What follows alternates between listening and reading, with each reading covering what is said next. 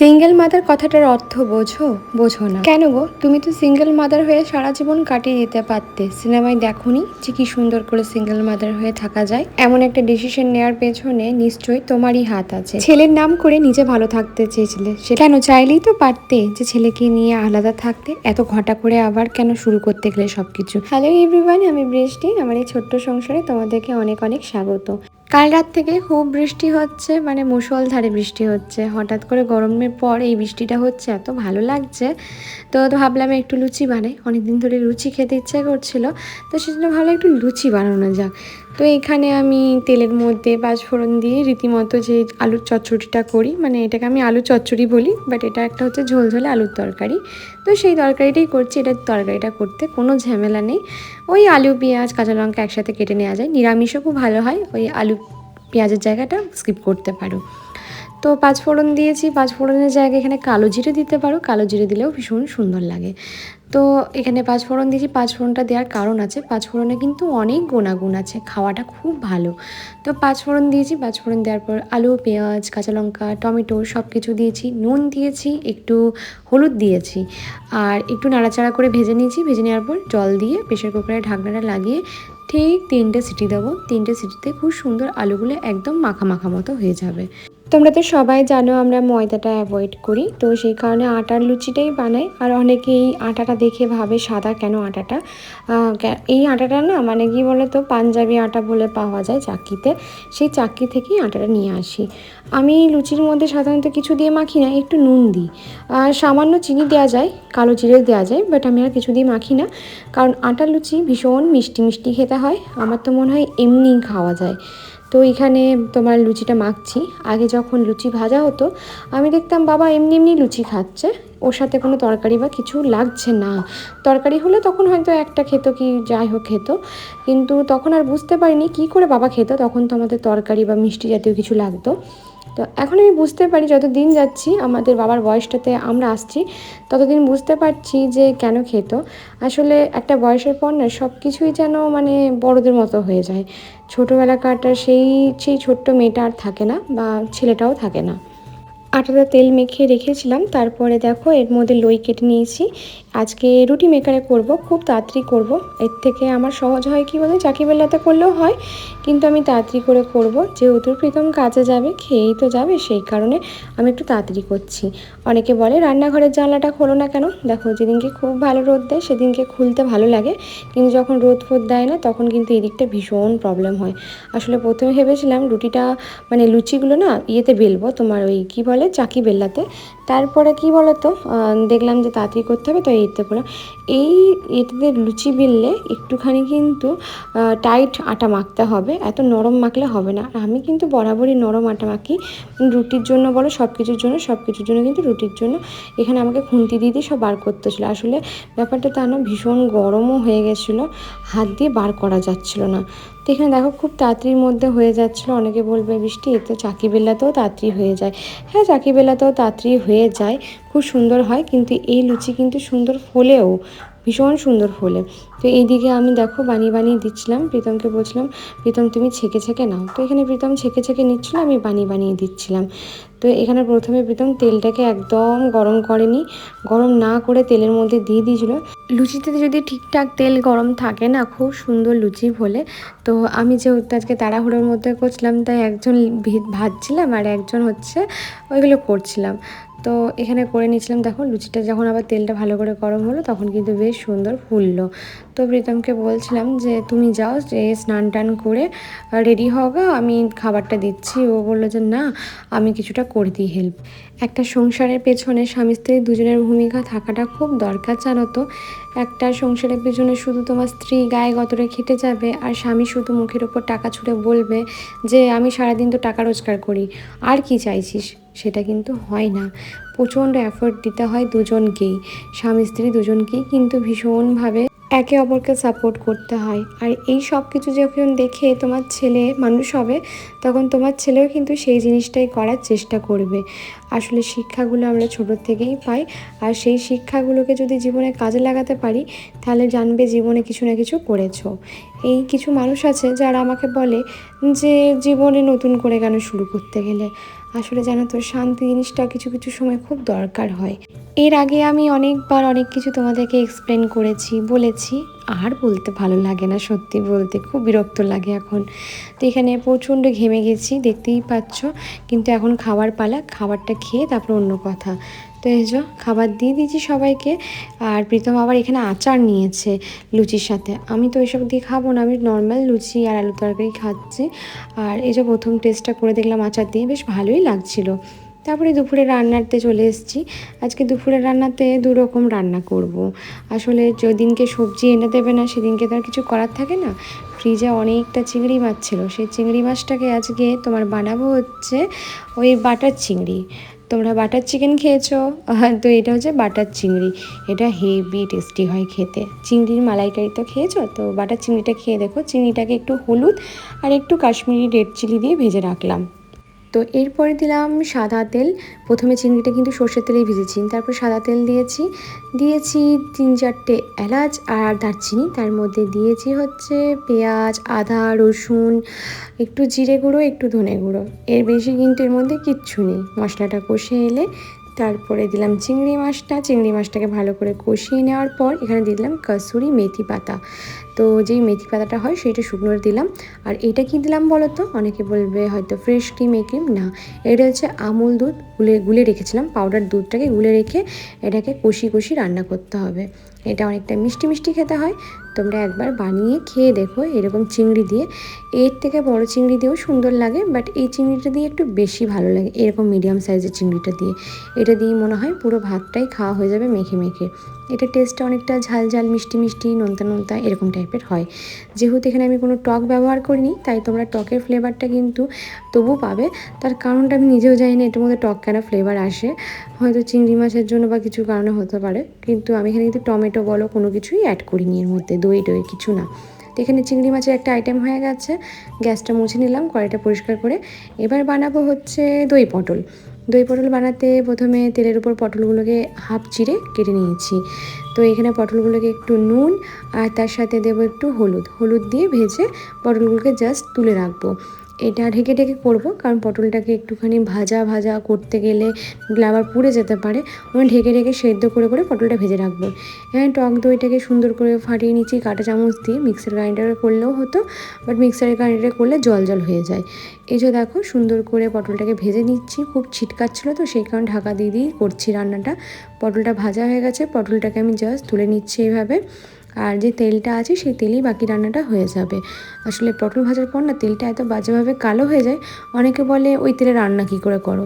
বিশ্বাস করো এই তেলটা অনেকে ফেলে দেয়, আমি ফেলতে পারি না। আমার হাত থেকে যদি এক ড্রপ তেল পড়ে যায় না, সেটাও আমি মনে হয় তুলে মাথায় মেখে নিই। খুব কষ্ট লাগে গো এইরকম সংসার করতে গেলে না। মানে যখন দেখবে সব কিছু পরিশ্রম করে নিজের টাকায় করছো, তখন একটা জিনিস নষ্ট করতে বড্ড গায়ে লাগে। এখানে ওই সেম মশলা দিয়ে কষিয়ে নিয়েছি। বলতে পারো আদা রসুন পেঁয়াজ বাটা যেটা ছিল সেই মশলা দিয়েই কিন্তু কষিয়ে নিয়েছি পটলটাকে। তেলের মধ্যে দিয়ে কোনো ফোড়ন দিইনি। তারপরে পটলটা দিয়ে একটু মশলা দিয়ে গায়ে মাখা মাখা করে একটু কষিয়ে নিয়েছি। দেন টক দইটা একদম কিন্তু ফ্লেমটাকে লো করে দিয়েছি, দেখতেই পাচ্ছ। না হলে কিন্তু একদম ছানা কাটার মতো ফেটে ফেটে যাবে, বিচ্ছিরি হয়ে যাবে, মানে একদম বাজে দেখতে লাগবে, টেস্টটাও কিন্তু ভালো আসবে না।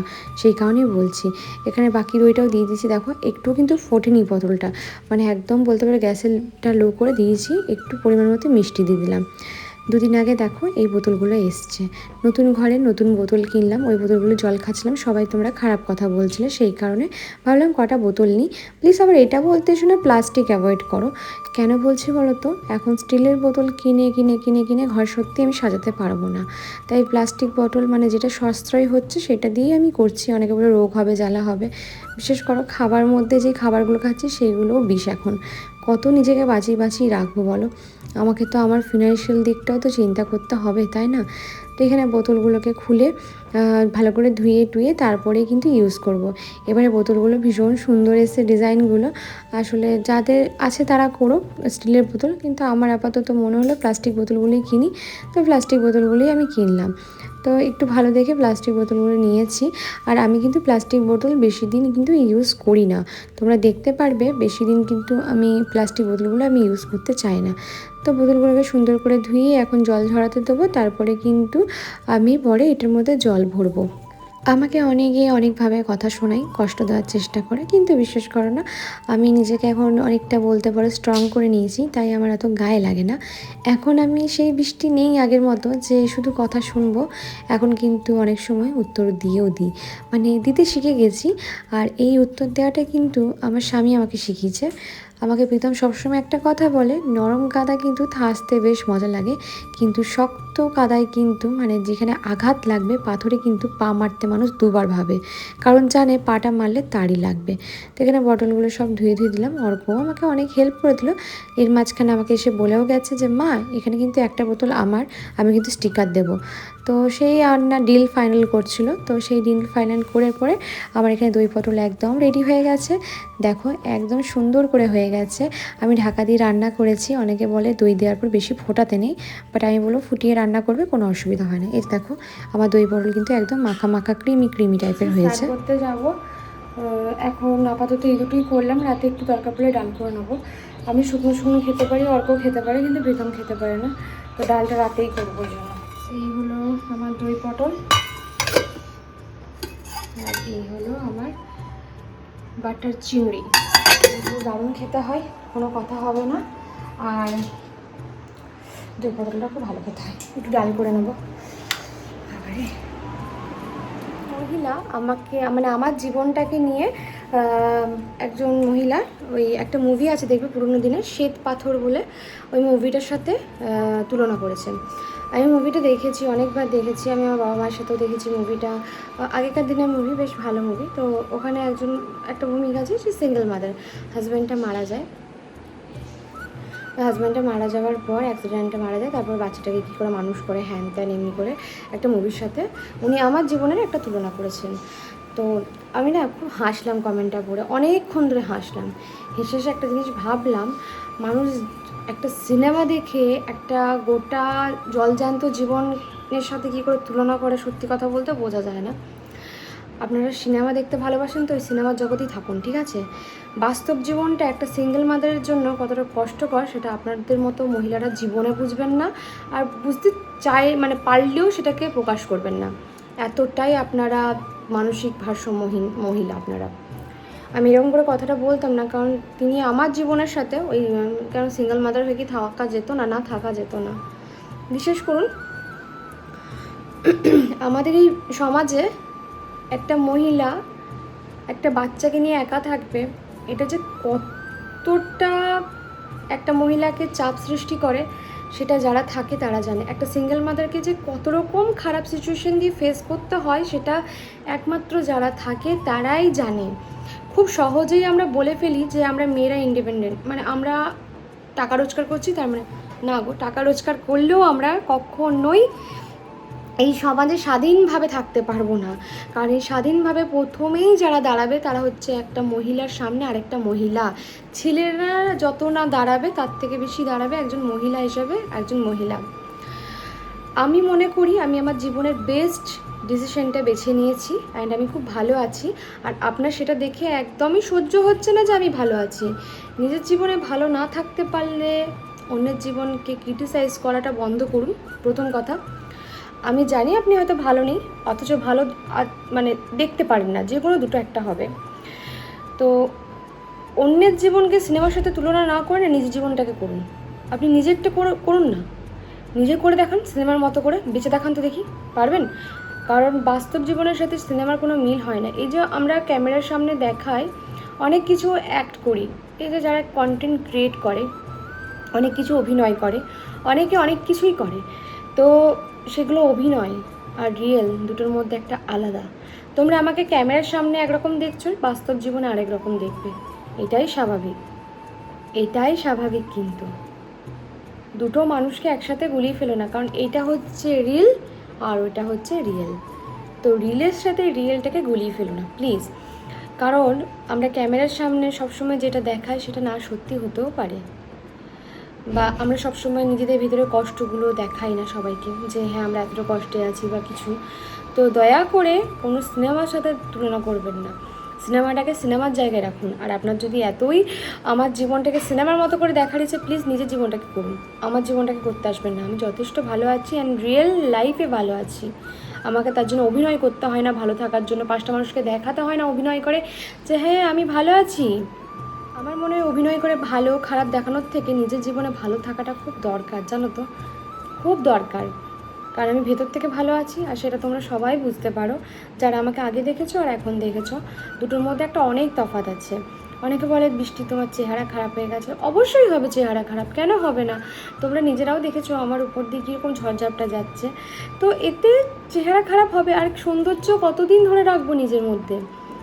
আমি নিজের মানে যৌবনকালটা কতদিন আমি নিজের মধ্যে ধরে রাখবো বলো?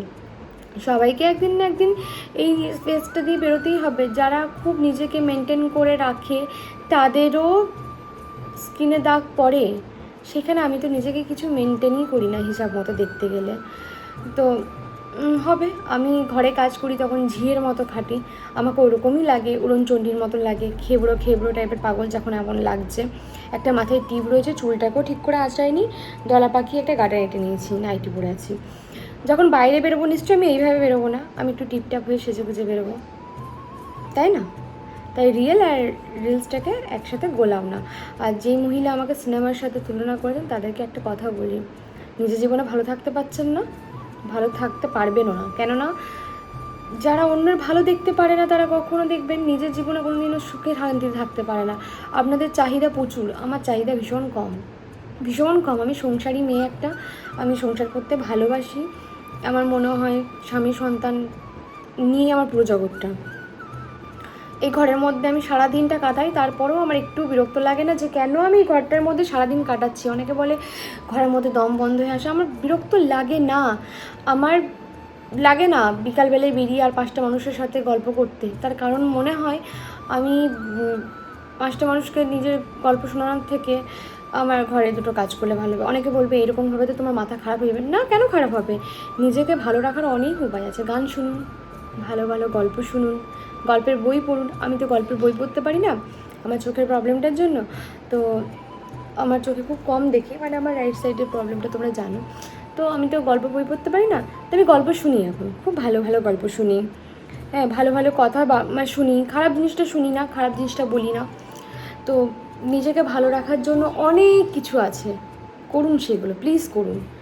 এইভাবে অন্য জীবনে দখল বাজিটা বন্ধ করুন, অন্যকে ক্রিটিসাইজ করতে বন্ধ করুন। আপনাদেরকে কেউ জোর করছে না যে জোর করে আপনারা অন্য একটা মানুষের জীবন নিয়ে এত কথা বলবেন, কেউ বলছে না। কারণ আমি এখানে কোনো নেগেটিভ কিছু দেখাই না, অ্যান্ড আমি খুব ভালো একটা চেষ্টা করি ঘরের কি ভিডিও বানাই, আমি ঘরের সাধারণ কাজগুলো করি আর হয়তো কোনো কথা শেয়ার করি, এর থেকে বেশি কিছু তো আমি করি না। হ্যাঁ, আর কথা কি শেয়ার করি না, আমার জীবনে যেগুলো ঘটেছে সেগুলোই আমি শেয়ার করি। আমি কিন্তু আলাদা বাড়তি কোনো কিছু খারাপ জিনিস বা অন্য কারোর কী হচ্ছে ওইগুলো শেয়ার করি না। আমি আমার জীবনে যেই জিনিসগুলো স্টেজগুলো ফেস করেছি সেইগুলো ব্যাপারেই আমি তোমাদের সাথে শেয়ার করি। তো যাদের মনে হয় যে সিঙ্গেল মাদার হিসেবে থাকা, প্লিজ আপনারা থেকে দেখান, তারপরে আমাকে বলতে আসবেন। এবার অনেকে বলবে কমেন্ট করে যে হ্যাঁ আমি আছি, আমি আপনার কাছে গিয়ে 1-2 দিন দেখে আসবো। বিশ্বাস করুন আমি অনেক দেখেছি, আমি নিজেও ফেস করেছি জিনিসটা। সিঙ্গেল মাদার হয়ে থাকাটা খুব কষ্টের। এই সমাজ মেয়েটাকে বাঁচতে দেয় না, একটা মেয়েকে সুস্থভাবে বাঁচতে দেয় না। অনেকে বলে টাকা রোজগার করলেই হয়, একটা মেয়েকে সুস্থভাবে বাঁচতে দেয় না। একটা মাথার পেছনে যদি আমরা বলি না আমাদের পুরুষ লাগবে না, আমরা রোজগার করছি, আমরা একটা মেয়েকে সেই হিসাব মতো বলবে যে না বাবার আন্ডারে থাকো, নাহলে তোমার নিজের দাদার আন্ডারে থাকো, নাহলে তুমি তোমার ভাইয়ের আন্ডারে থাকো, নাহলে নিজের স্বামীর আন্ডারে থাকো, নইবা নিজের ছেলের আন্ডারে থাকো, একা থাকো না। তবু এখনও আমাদের এই সমাজ এটাই বলে। যতই আপনারা বড় বড় বক্তৃতা দেন আমার কমেন্ট বক্সে এসে, কিন্তু আপনারা এটাই বলেন, আপনারা ওই কমেন্টে অন্যকে ক্রিটিসাইজ করতে ভালোবাসেন। যাই হোক, আমার মনে হলো কিছু কথা বলা উচিত, তাই বললাম। আমার গলা এখনও ঠিক হয়নি, ওই জন্য ভিডিওগুলো পোস্ট করতে পারছি না। গলার অবস্থা এখনও মানে ওই নড়বড়ে টাইপের, একটু বসে গেছে, গলাটা ঠিক হচ্ছে না। ব্যথা আছে তা না, বাট গলাটা বসে গেছে। তো এইটুকুই আমার বলার ছিল। দয়া করে ভালো থাকুন নিজেরা, আমাদেরকেও ভালো থাকতে দিন, অন্যকেও ভালো থাকতে দিন। আমি প্রত্যেকটা ভিডিও শেষে এই কথাটাই বলি যে সবাই ভালো থাকবেন, অন্যকেও ভালো রাখবেন। কথাটা বলার অনেক কারণ আছে, কারণ আমরা নিজেদের ভালো চিন্তাটা করি, অন্যের ভালো চিন্তাটা অবশ্যই মানে নিশ্চয়ই করি না। তো জন্যই বলি যে সবাই ভালো থেকো, সুস্থ থেকো আর সকলকে ভালো রেখো। টাটা।